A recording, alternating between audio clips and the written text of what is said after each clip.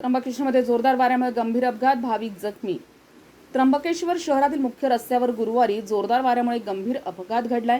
माहिती कार्यालयाकडून मिळालेल्या माहितीनुसार सार्डक यांच्या खासगी घरावरील टीनची पत्रे वाऱ्याच्या जोरामुळे उडून थेट रस्त्यावर कोसळली.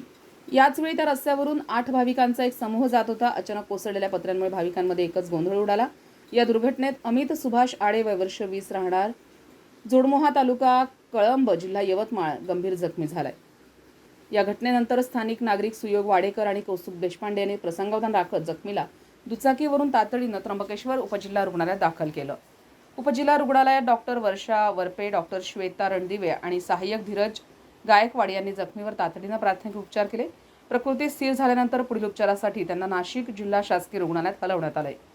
घटनेची माहिती मिळताच आपत्ती व्यवस्थापन मंत्री गिरीश महाजनांनी प्रशासनाला जखमींना सर्वतोपरी मदत करण्याचे निर्देश दिले. जिल्हाधिकारी आयुष प्रसाद यांनीही उपचारासह संपूर्ण परिस्थितीवर स्वतः लक्ष ठेवलंय. तसंच जिल्हा शल्यचिकित्सक आणि शासकीय वैद्यकीय महाविद्यालयाचे अधिष्ठाता हे देखील उपचारांवर वैयक्तिकरित्या देखरेख करत असून प्रशासनाशी सातत्यानं संपर्कात आहेत.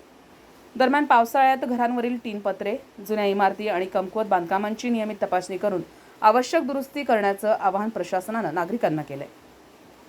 संविधान न्यूजसाठी रामदास शीद, त्र्यंबकेश्वर.